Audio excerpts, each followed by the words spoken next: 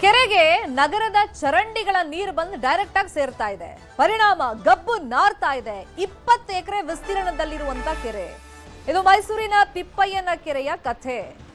ನಗರದ ಕೊಳಚೆ ನೀರನ್ನ, ಚರಂಡಿ ನೀರನ್ನ ನೇರವಾಗಿ ಕೆರೆಗೆ ಬಿಡ್ತಿರೋದ್ರಿಂದ ಈ ಸಮಸ್ಯೆ ಆಗ್ತಾ ಇದೆ. ತಿಪ್ಪಯ್ಯನ ಕೆರೆ ಗತಿ ನೋಡಿ ಸಾರ್ವಜನಿಕರು ಆಕ್ರೋಶವನ್ನ ವ್ಯಕ್ತಪಡಿಸ್ತಾ ಇದ್ದಾರೆ. ನಗರದ ಚರಂಡಿ ನೀರನ್ನ ಡೈರೆಕ್ಟ್ ಆಗಿ ಕೆರೆಗೆ ಯಾಕೆ ಬಿಡ್ತಾ ಇದ್ದಾರೆ ಅಂತ ಹೇಳಿ ಈಗ ಆಕ್ರೋಶ ವ್ಯಕ್ತವಾಗ್ತಾ ಇದೆ. 20 ಎಕರೆ ವಿಸ್ತೀರ್ಣದಲ್ಲಿದೆ ಕೆರೆ. ಈ ಚರಂಡಿ ನೀರು ಈ ಕೆರೆಗೆ ಬಂದು ನೇರವಾಗಿ ಸೇರ್ಕೊಳ್ತಿರೋದ್ರಿಂದ, ನಗರದ ಚರಂಡಿ ನೀರು ಬಂದು ಸೇರ್ಕೊಳ್ತಿರೋದ್ರಿಂದ ಸಹಜವಾಗಿ ಆ ನೀರು ಈಗ ಹಾಳಾಗ್ತಿದೆ. ಕೆರೆ ನೀರು ಹಾಳಾಗ್ತಿದೆ, ಗಬ್ಬು ನಾರ್ತಾ ಇದೆ. ಹಾಗಾದ್ರೆ ಮೈಸೂರಿನ ತಿಪ್ಪಯ್ಯನ ಕೆರೆಯ ಪರಿಸ್ಥಿತಿ ಹೇಗಿದೆ? ಸಾರ್ವಜನಿಕರಿಂದ ಏನೆಲ್ಲ ಆಕ್ರೋಶ ವ್ಯಕ್ತವಾಗ್ತಾ ಇದೆ? ಒಂದು ವರದಿ ನೋಡೋಣ.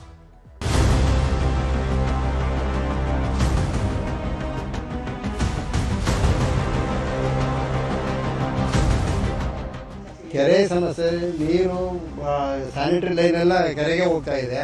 ಸುತ್ತಮುತ್ತ ಎಲ್ಲ ಗಿಡ ಬೆಳ್ಕೊಂಡು ಬಹಳ ಸಮಸ್ಯೆ ಆಗಿದೆ. ಇಡೀ ಕೆರೆ ಕಲುಷಿತ ಆಗೋಯ್ತು.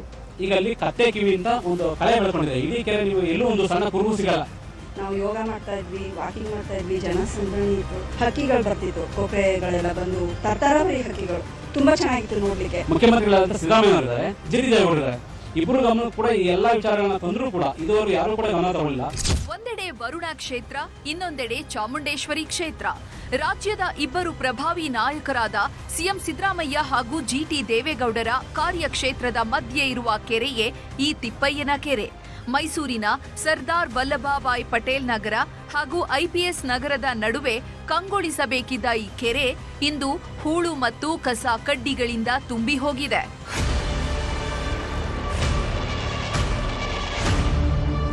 ಒಂದು ಕಾಲದಲ್ಲಿ 40ಕ್ಕೂ ಹೆಚ್ಚು ಪ್ರಭೇದದ ಪಕ್ಷಿಗಳಿಗೆ ಆಸರಿಯಾಗಿದ್ದ ಈ ಜಲಮೂಲ ಇಂದು ನರಕ ಸದೃಶವಾಗಿದೆ. 2018ರಲ್ಲಿ ರಾಜ್ಯ ಸರ್ಕಾರ ಈ ಕೆರೆಯ ನಿರ್ವಹಣೆಯನ್ನ ಮೃಗಾಲಯ ಪ್ರಾಧಿಕಾರಕ್ಕೆ ವಹಿಸಿತ್ತು. ಪ್ರಸಿದ್ಧ ಕಾರಂಜಿ ಕೆರೆಯ ಮಾದರಿಯಲ್ಲಿ ಇದನ್ನ ಅಭಿವೃದ್ಧಿಪಡಿಸುತ್ತೇವೆ ಅಂತ ಭರವಸೆ ನೀಡಲಾಗಿತ್ತು. ಆದರೆ ಆ ಭರವಸೆ ಬರೀ ಕಾಗದದ ಮೇಲೆಯೇ ಉಳಿದಿದೆ. ಪರಿಣಾಮ ಸುತ್ತಮುತ್ತಲ ಬಡಾವಣೆಗಳ ಯುಜಿಡಿ ನೀರು ನೇರವಾಗಿ ಕೆರೆಗೆ ಹರಿಯುತ್ತಿದೆ. ಇದೇ ಕೆರೆಯ ಪಕ್ಕದಲ್ಲೇ ಬೋರ್ವೆಲ್ ಕೊರೆಸಿ ಜನರಿಗೆ ನೀರು ಬಿಡಲಾಗ್ತಾ ಇದೆ. ಕೆರೆ ಸಮಸ್ಯೆ, ನೀರು, ಸ್ಯಾನಿಟರಿ ಲೈನ್ ಎಲ್ಲ ಕೆರೆಗೆ ಹೋಗ್ತಾ ಇದೆ. ಅದು ನಿಂತು ಕೂತು ಅಕ್ಕಪಕ್ಕದಲ್ಲಿ ರಾತ್ರಿ ಹೊತ್ತು 12 ಗಂಟೆ ಆದ್ರೆ ಗಾಳಿ ಬೀಸಿದ್ರೆ ಮಲಗಕ್ಕಾಗಲ್ಲ ಮನೆಯಲ್ಲಿ. ಆ ಪರಿಸ್ಥಿತಿ ಇದೆ. ಸಲದಕ್ಕೆ ನೀರು ಮುಂದಕ್ಕೆ ಹೋಗಲ್ಲ. ಸುತ್ತಮುತ್ತ ಎಲ್ಲ ಗಿಡ ಬೆಳ್ಕೊಂಡು ಬಹಳ ಸಮಸ್ಯೆ ಆಗಿದೆ. ಈಗ ಬೋರ್ ಬೇರೆ ಹೊಡೆದಿದೆ. ಅದೇ ನೀರು ಏನೋ ಸದ್ಯಕ್ಕೆ ಏನೋ ಬರ್ತಾ ಇದೆ.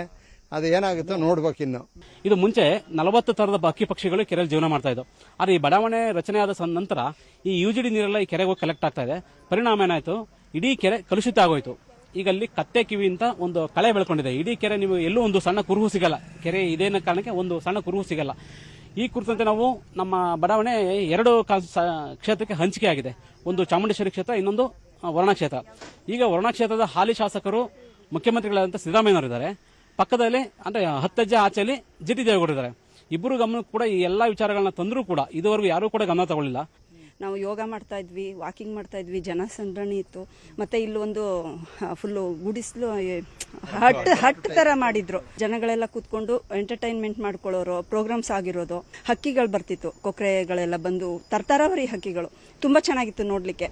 ಅದಾದ್ಮೇಲೆ ನೆಕ್ಸ್ಟ್ ಮಳೆ ಬಂತು. ಮಳೆ ಬಂದ್ಮೇಲೆ ಯುಜಿಡಿ ನೀರು ಯಾವಾಗ ಕನೆಕ್ಟ್ ಆಯ್ತು, ಫುಲ್ ಕಂಪ್ಲೀಟ್ ಆಗಿ ಅದು ಫ್ರೆಶ್ ನೀರಿತ್ತು ಸರ್. ಅದಾದ್ಮೇಲೆ ಯುಜಿಡಿ ಯಾವಾಗ ಸೇರ್ತು, ಕೊಳಕ್ತಾ ಬಂದಾಗ ನೀರು ಜಾಸ್ತಿ ಆಯಿತು. ಮಳೆ ನೀರೆಲ್ಲ ಇಲ್ಲಿ ತನಕ ಬಂದಿತ್ತು, ರೋಡು ಮತ್ತು ಇಲ್ಲಿ ತನಕನೂ ಬಂದಿತ್ತು. ಅದು ಕವರ್ ಆಗಿದ್ದು ಇನ್ನು ನೆಕ್ಸ್ಟ್ ಅದು ಇಂಪ್ರೂವ್ಮೆಂಟ್ ಆಗಲಿಲ್ಲ.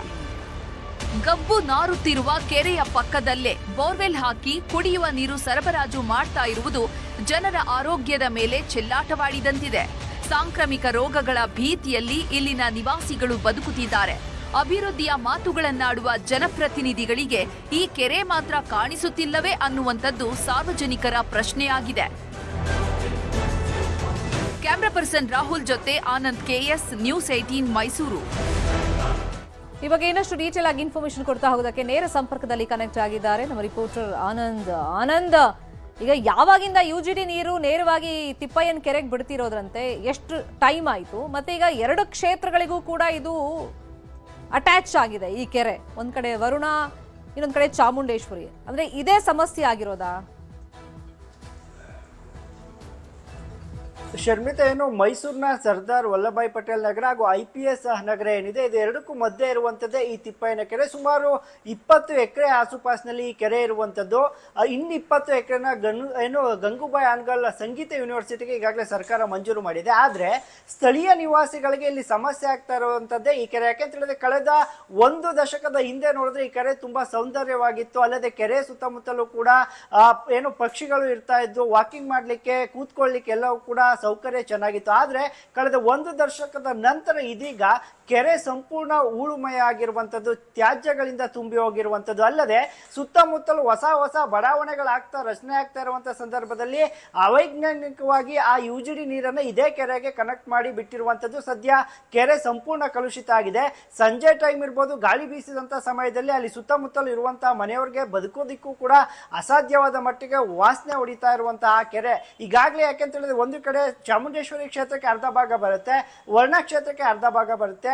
ಶಾಸಕರಾದ GT ದೇವೇಗೌಡರ ಗಮನಕ್ಕೂ ಕೂಡ ಈಗಾಗಲೇ ಸ್ಥಳೀಯರು ಇದನ್ನ ತಂದಿರುವಂತದ್ದು. ಅಲ್ಲದೆ CM ಸಿದ್ದರಾಮಯ್ಯನವರ ಗಮನಕ್ಕೂ ಕೂಡ ಅಲ್ಲಿನ ಸ್ಥಳೀಯರು ಈ ಕೆರೆಯನ್ನು ಅಭಿವೃದ್ಧಿ ಪಡಿಸಿ ಅಂತ ಈಗಾಗಲೇ ಹೇಳಿರುವಂತದ್ದು. ಆದ್ರೆ ಜಿಲ್ಲಾಡಳಿತ ಈಗಾಗಲೇ ಅದನ್ನ ಮೈಸೂರು ಮೃಗಾಲಯ ಪ್ರಾಧಿಕಾರಕ್ಕೆ ಒಪ್ಪಿಸಿತ್ತು. ನಾವು ಅದನ್ನೆಲ್ಲವೂ ಕೂಡ ನೋಡ್ಕೊಳ್ತೇವೆ ಅಂತ ಹೇಳಿದ್ರು. ಯಾಕೋ ಅವರು ಸಹ ಮನ್ಸು ಮಾಡಿಲ್ಲ. ಯಾಕೆಂತ ಹೇಳಿದ್ರೆ ಮೈಸೂರಿನಲ್ಲಿ ಕಾರಂಜಿ ಕೆರೆ ಇರ್ಬೋದು, ಕುಕ್ಕಳ್ಳಿ ಕೆರೆ ಇರ್ಬೋದು, ಇವೆಲ್ಲವೂ ಕೂಡ ವಾತಾವರಣ ಚೆನ್ನಾಗಿದೆ, ಸ್ಥಳೀಯರು ಇರ್ಬೋದು, ಸುತ್ತಮುತ್ತಲಿನ ಸಾರ್ವಜನಿಕರು ಓಡಾಡ್ಬೋದು, ವಾಕಿಂಗ್ ಮಾಡ್ಬೋದು, ಆ ರೀತಿಯ ಪರಿಸರ ಇದೆ. ಅದೇ ಮಾದರಿಯಲ್ಲಿ ಇರುವಂತಹ ತಿಪ್ಪಯ್ಯನ ಕೆರೆ ಸದ್ಯ ಈಗ ಕಲುಷಿತಗೊಂಡಿರುವಂತದ್ದು. ಈ ಕೆರೆಯನ್ನ ಕಲುಷಿತ ಅಂದ್ರೆ ಹೂಳನ್ನ ತೆಗೆಸಿ ಕೆರೆ ಮೊದಲಿನಂತೆ ಯಾವ ರೀತಿ ಇತ್ತು ಆ ರೀತಿ ಮಾಡ್ಕೊಡಿ. ಅಲ್ಲದೆ UGD ಅಂದ್ರೆ ಅವೈಜ್ಞಾನಿಕವಾಗಿ UGD ಏನು ಕನೆಕ್ಟ್ ಕೊಟ್ಟಿದ್ದಾರೆ ಅವನ್ನೆಲ್ಲವನ್ನು ಕೂಡ ಕ್ಯಾನ್ಸಲ್ ಮಾಡಿ ಅಂತೇಳಿ ಸ್ಥಳೀಯರು ಪದೇ ಮನವಿಯನ್ನ ಮಾಡ್ತಾ ಇದೀವಿ. ಆದ್ರೆ ಸರ್ಕಾರ ಆಗ್ಲಿ ಜನಪ್ರತಿನಿಧಿಗಳಾಗ್ಲಿ ಮಾಡ್ಕೊಡ್ತೀವಿ ಅನ್ನುವ ಭರವಸೆಯನ್ನ ಕೊಡ್ತಿದ್ದಾರೆ ಹೊರತು ಯಾವ ರೀತಿಯ ಕೆಲಸ ಕಾರ್ಯಗಳನ್ನು ಕೂಡ ಮಾಡ್ತಾ ಇಲ್ಲ ಅಂತೇಳಿ ಆರೋಪವನ್ನ ಮಾಡ್ತಾ ಇದ್ದಾರೆ. ಇದರ ಜೊತೆಗೇನೆ ಸುಮಾರು 40 ಬಗೆಯ ಪಕ್ಷಿಗಳು ಅಲ್ಲಿ ವಾಸವನ್ನ ಮಾಡ್ತಾ ಇದ್ರು. ಅದೀಗ ಯಾವ ಪಕ್ಷಿಗಳು ಸಹ ಅಲ್ಲಿ ವಾಸ ಮಾಡ್ತಾ ಇಲ್ಲ. ಇನ್ನೊಂದು ಸ್ವಲ್ಪ ದಿನ ಹೋದ್ರೆ ಅಲ್ಲಿ ಮಳೆ ನೀರು, ಈಗಾಗಲೇ ಚರಂಡಿ ನೀರು ಶೇಖರಣೆ ಆಗ್ತಿದೆಯಲ್ಲ, ಅದು ಆಗದೆ ಹೋದ್ರೆ ಅದು ಸಹ ಸಂಪೂರ್ಣವಾಗಿ ಅಲ್ಲಿ ಕೆರೆ ಇತ್ತ ಅನ್ನುವಂತ ಕುರುಹು ಸಹ ಸಿಗೋದಿಲ್ಲ.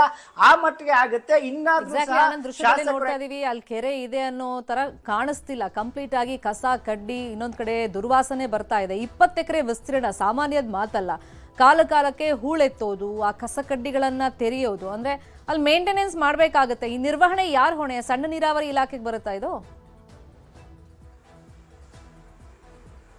ಶರ್ಮಿತಾ, ಸದ್ಯ ಇದರ ನಿರ್ವಹಣೆ ಮೈಸೂರು ಮಹಾನಗರ ಪಾಲಿಕೆಗೆ ಬರುವಂತದ್ದು. ಜೊತೆಗೇನೆ ಕೆರೆ ಕಟ್ಟೆಗಳು ಅಂತ ಹೇಳಿದ್ರೆ, ಯಾಕಂದ್ರೆ ಇದು ಮೈಸೂರು ಮಹಾನಗರ ಪಾಲಿಕೆಯ ವ್ಯಾಪ್ತಿಗೆ ಬರೋದ್ರಿಂದ ಸಂಪೂರ್ಣ ಜಿಲ್ಲಾಡಳಿತದ ತೆಕ್ಕೆಗೆ ಬರುತ್ತೆ. ಆದ್ರೆ ಈಗಾಗಲೇ ಮನವಿಯನ್ನ ಸಾಕಷ್ಟು ಬಾರಿ ಕೊಟ್ಟಿದ್ದಾರೆ. ಅಲ್ಲದೆ ಮಹಾನಗರ ಪಾಲಿಕೆಯಲ್ಲಿ ಒಂದಷ್ಟು ಅನುದಾನ ಕೂಡ ಹಿಂದೆ ಬಿಡುಗಡೆ ಆಗಿತ್ತು. ಆದ್ರೆ ಅನುದಾನ ಎಲ್ಲಿ ಹೋಯ್ತು, ಎಲ್ಲಿ ಹೂಳನ್ನು ಎತ್ತಿ ಲೆಕ್ಕವನ್ನು ಹಾಕೊಂಡ್ರು ಅಂತ ಕೂಡ ಗೊತ್ತಾಗ್ತಾ ಇಲ್ಲ. ಯಾಕಂತ ಹೇಳಿದ್ರೆ ಸ್ಥಳೀಯರು ಹೇಳುವ ಮಾಹಿತಿಯ ಪ್ರಕಾರ ಈಗ ಹಿಂದೆ ಕಳೆದ 4 ವರ್ಷಗಳ ಹಿಂದೆ ಒಂದಷ್ಟು ಲಕ್ಷ ರೂಪಾಯಿ ಅನುದಾನ ಬಿಡುಗಡೆ ಆಗಿತ್ತು.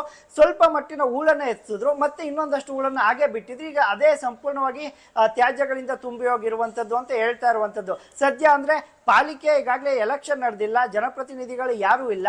ಮಹಾನಗರ ಪಾಲಿಕೆ ಆಯುಕ್ತರು ಇನ್ನಾದ್ರೂ ಅದ್ರ ಬಗ್ಗೆ ಗಮನ ಹರಿಸಬೇಕು. ಜೊತೆಗೆ CM ಸಿದ್ದರಾಮಯ್ಯನವರ ಕ್ಷೇತ್ರದ ವ್ಯಾಪ್ತಿಗೂ ಬರುತ್ತೆ, GT ದೇವೇಗೌಡರ ವ್ಯಾಪ್ತಿಗೂ ಬರುವ ಹಿನ್ನೆಲೆಯಲ್ಲಿ ಈ ಇಬ್ರು ಕೂಡ ಕುಚಿಕು ದೋಸ್ತಿಗಳಂತಾನೆ ಕೂಡ ಕರ್ಸ್ಕೊಳ್ತಾರೆ. ಮನ್ಸು ಮಾಡಿದ್ರೆ ಕೇವಲ 1 ತಿಂಗಳಲ್ಲಿ ಕೆರೆಯನ್ನ ಮೊದಲಿನಂತೆ ಮಾಡಬಹುದು. ಆದ್ರೆ ಜನಪ್ರತಿನಿಧಿಗಳ, ಅಧಿಕಾರಿಗಳ ದಿವ್ಯ ನಿರ್ಲಕ್ಷ್ಯದಿಂದನೇ ಈ ತಿಪ್ಪಯ್ಯನ ಕೆರೆ ಮುಂದೊಂದು ದಿನ ನಶಿಸಿ ಹೋದ್ರೂ ಹೋಗ್ಬೋದು ಅಂತ ಸ್ಥಳೀಯರು ಹೇಳ್ತಾ ಇರುವಂತ. ಜೊತೆಗೆ ನ್ಯೂಸ್ 18 ಮೂಲಕ ಆಗ್ರಹವನ್ನ ಮಾಡ್ತಾ ಇದ್ದಾರೆ, ಇನ್ನಾದ್ರೂ ಅಭಿವೃದ್ಧಿ ಪಡಿಸಿ ಸ್ಥಳೀಯರಿಗೆ. ಯಾಕಂತ ಹೇಳಿದ್ರೆ ಅಲ್ಲಿ ವಾಸ ಮಾಡ್ತಾ ಇರುವಂತ ಯಾರು ಕೂಡ ಸಾಮಾನ್ಯ ಜನ ಅಲ್ಲ.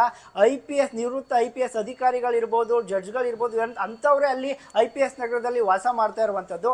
ಅಂತವ್ರು ವಾಸ ಮಾಡುವಂತಹ ಪಕ್ಕದಲ್ಲೇ ಇರುವಂತಹ ಕೆರೆಯ ಪರಿಸ್ಥಿತಿ ಇದು ಅನ್ನುವಂಥದ್ದು. ಜೊತೆಗೆ ಅಲ್ಲಿ ಏನು UGD ನೀರನ್ನ ಬಿಡ್ತಾ ಇದ್ದಾರೆ, ಅದ್ರ ಪಕ್ಕದಲ್ಲೇ ಬೋರ್ವೆಲ್ ಹೊಡ್ಸಿದ್ದಾರೆ. ತಮ್ಮ ಮಲಮೂತ್ರದ ನೀರನ್ನೇ ಫಿಲ್ಟರ್ ಮಾಡ್ಕೊಂಡು ಕುಡಿಯುವಂತ ಪರಿಸ್ಥಿತಿ ಯಾವ್ದಾದ್ರು ಈ ದೇಶದಲ್ಲಿ ಇದ್ರೆ ಅದು ನಮ್ಮ IPS ಹಾಗೂ ಸರ್ದಾರ್ ವಲ್ಲಭಾಯ್ ಪಟೇಲ್ ನಗರದ ನಿವಾಸಿಗಳು ಅಂತ ಅಲ್ಲಿನ ಸ್ಥಳೀಯರೇ ಕೂಡ ಹೇಳ್ತಾ ಇರುವಂತದ್ದು. ಶರ್ಮಿತಾ, ಫೈನ್, ಈ ಸುದ್ದಿಯನ್ನ ಫಾಲೋ ಅಪ್ ಮಾಡೋಣ. ಥ್ಯಾಂಕ್ ಯು ಆನಂದ್, ಈ ಕ್ಷಣದ ಮಾಹಿತಿಯನ್ನ